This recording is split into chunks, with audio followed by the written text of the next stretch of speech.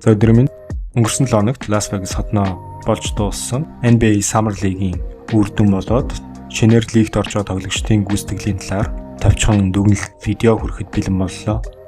За 2-7 хоног үргэлжилсэн уг тэмцээнд 2025 оны драфтын шинэ шилдэг тоглогчид, 2 дахь жилдээ тоглож байгаа тоглогчид болон undrafted буюу драфтаар сонгогдож чадаагүй тоглогчид өргөдөн зуны лигт тоглосон байгаа. Зуны лигийн аваргаар Charlotte Hornets баг түүхэндээ анх удаа шалгарсан. Зуны лигийн тоглолтоос хамгийн сонирхолтой Cooper Flag болон Bronny James нарын тулаан хамгийн их анхаарал татсан тоглолтоор шалгарсан. Тухайн тоглолтод Cooper Flag-ийн үзүүлэлт тийм сайн байгаагүй. Тэрээр 21 давталгооноос 5-ыг нь оруулсан. Харин Bronny James бол түүний эсрэг маш сайн хамгаалж тоглосон. За мөн шинэ үеийн тоглогчид тэдний хооронд жижиг rival үүссэн хэмээн хэлж болно. За энэхүү сонирхолтой болж дууссан зуны лиг маань MVP тоглогчийг шалгаруулдаг. Энэ тоглогчоор 2 дахь жилдээ тоглож байгаа Utah Jazz багийн Kyle Filipowski тодорсон байгаа. Түүний хувьд тоглолтод 29.3 оноо, 7.7 самбар, 2.3 ассист гээд үзүүлэлттэй нийтдээ зуны лигийн 3 тоглолтод оролцсон байгаа. За саяхан Ace Bailey-г багтаа нэгтгэсэн Utah Jazz багийн хувьд бол маш сайн залуу тоглогчтой бүрдүүлсэн гэдгээ саяны зуны лигээр харуулсан. За түүний араас зуны лигийн гүйцэтгэлээр хамгийн сайн тоглосон тоглогчдын нэг бол Charlotte Hornets багийн Connor Bell байгаа. Түүний эхний тоглолт тийм сайн болоогүй ч гэсэн дараагийн тоглолтын дээр тэрээр сайн тоглож эхэлсэн. Connor Bell-ийн хувьд LaMelo Ball болон Brandon Miller нарын хажууд маш сайн зохицохоор харагдаж байгаа.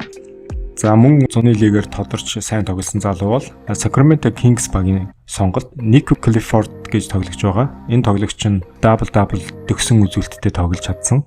За энэ тоглогч нь драфтын 2-р сонгогдсон хэдий ч нэлээд сайн сонголт болсон буюу одоо драфт стил болсон байх магадaltaй гэж үзэж байгаа. Түүний хувьд бол 24 дахь сонголтоор Sacramento Kings багт ирсэн.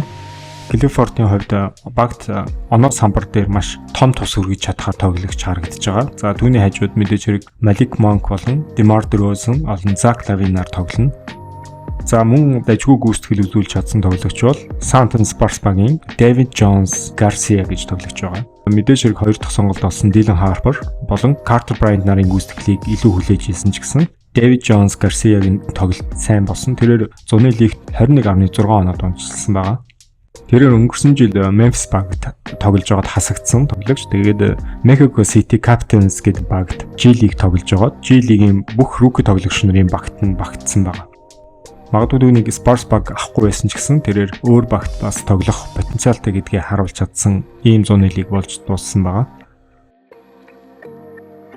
За дараагийн онцлог тоглогч гэвэл Detroit Pistons багийн тоглогч Ron Holland байгаа. За өнгөрсөн жил Ron Holland-ыг хар ажилд сайн, будагтай талбайн довтлогоо сайтай гээд ийм үзүүлэлтүүдээр нь илүү авч үзэжсэн бол саяын зуны лигээр түүнээс харагдаагүй нэг үзүүлэлт болох шидэлтийн хувь нь маш огцом сайжирсан байсан.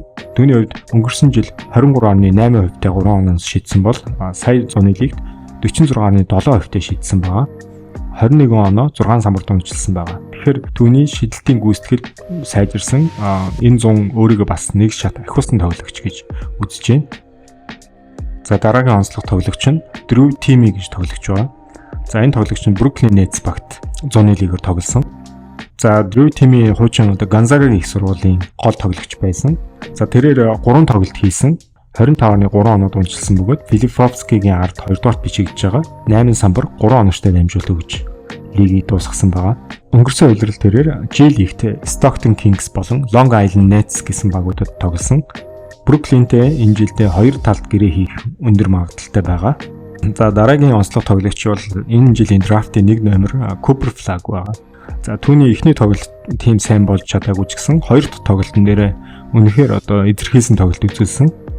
За тэрээр 2 тоглолтод тоглоод ахиж зуны лиг тоглоогүй. Ингэхдээ 20 оноо 5 самбар 2.5 оноочтой дамжуулт дундчилсан байгаа. За мэдээж хэрэг түүнийг ирэх хөлөрөлд Dallas Mavericks багийн гарааны хүчний довтлогч юм уу SF байрлалын тоглогчоор шууд гараанд гарч тоглохыг харах байх. За дараагийн нэг онцолж байгаа тоглогч нь Asia Mitchell гэж тоглогч байгаа. За Asia Mitchell-ийн хувьд Oklahoma City Thunder багийн тоглогч сар гаруй хугацааны өмнө NBA-гийн финал тоглосон ийм тоглогч байгаа. За тэрээр зуны лигт 3 тоглолтод тоглосон. 20 оноо 6 самбар 4.3 оноочтой дамжуулт дундчилсан. За 51% довтлсон гэд маш өндөр хувьтай давталсан ийм тоглогч байгаа. За дараа нь Charlotte Hornets багийн Liam McNeely-гийн тоглогчийг онцолж байгаа. Тэрээр драфтын 29 дахь байраар сонгогдсон. За UConn-ы гол тоглогч байсан тэрээр бэртэл аваад зуны лигийг орхисон байгаа. Гэхдээ тэр бэртэл нь бол тийм ноцтой гэмтэл биш. За McNeely 2 тоглолтод оролцохдоо 18 оноо, 8 самбар, 4 оноочтой дамжуулт гээд мөн л Connaughton-тэй ойролцоо үр дүндээ тоглолтуудыг үзүүлсэн байгаа. За тэрээр 43%-тай 3 онооны шидэл гүйцэтгсэн. За эцэст нь өнгөрсөн жилийн sophomore тоглогч Reed Sheppard орж ийн. За түүнийг Houston Rockets баг өнгөрсөн жил нэг сайн ашиглаагүй. Мөн потенциалыг нь бас сайн гаргаж ирч чадаагүй. Магадгүй түүний одоо тоглолтын гүйцэтгэл болон хөгжилд нь илүү анхаарсан байж болох. За тэрээр Houston Rockets багт өнгөрсөн жилийн драфтын 3 дахь сонголтоор ирсэн тоглогч. За саяны зуны лигээр 2 хон тоглолтод оролцсон. Гэхдээ түүний хувьд бол 23 оноо, 5 самбар, 2.5 оноочтой дамжуулалт дундчилсан. За энэхүү зуны лигийн тоглолтоор өндөр одоо гүйцэтгэл үзүүлсэн тоглогчдыг танилцууллаа. Баярлалаа.